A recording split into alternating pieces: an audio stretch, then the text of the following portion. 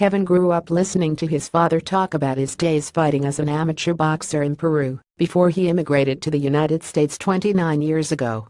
Asmat's father dreamed of becoming a professional fighter, but after his wife became pregnant with their first child, he opted for a career in law enforcement instead. Kevin explained, "Over there, pros, when they start off, they don't pay well. But he was very known because of the boxing.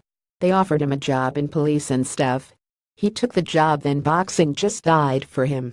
Despite no longer being a fighter himself, the elder Asmat continued to take an interest in the sport, but did not necessarily want his son to follow in his footsteps.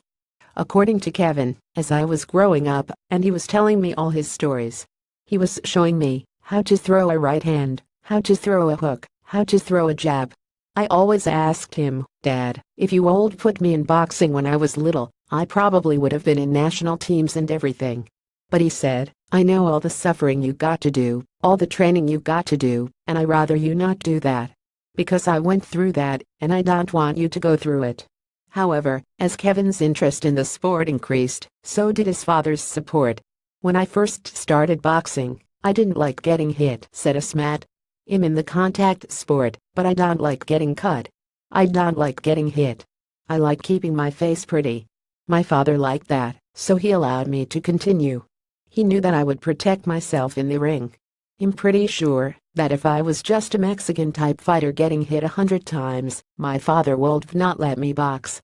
Now that he has begun his professional career, Kevin trains with Diego Rosario in Paterson, New Jersey, but his father still works his corner. He said, "My father helps me, and Diego in the corner. He comes to the sparring too. He's very supportive. He worked my corner as an amateur. I went to the Olympic trials with him. I went to a lot of national tournaments with him. He was in my corner. As a pro, now he's my second. Diego's my first, and then he comes in the ring with me." With his father and Rosario in his corner, Kevin's confidence continues to grow.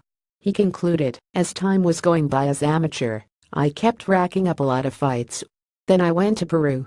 I made the Olympic team in Peru, but they wanted me to stay over there for 2 years, and I didn't want to do that.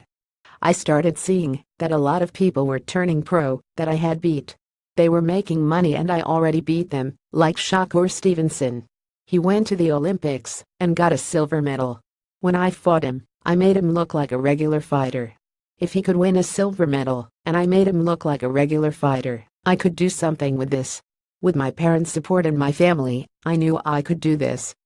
About October 5, the Mohegan Sun's Rising Stars boxing series hosts its third installment with a rare Thursday night edition at the arena at Mohegan Sun in Uncasville, Connecticut.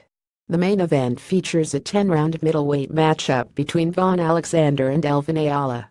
The series is presented by Mohegan Sun on Main Events and feature boxing prospects from New England and around the world.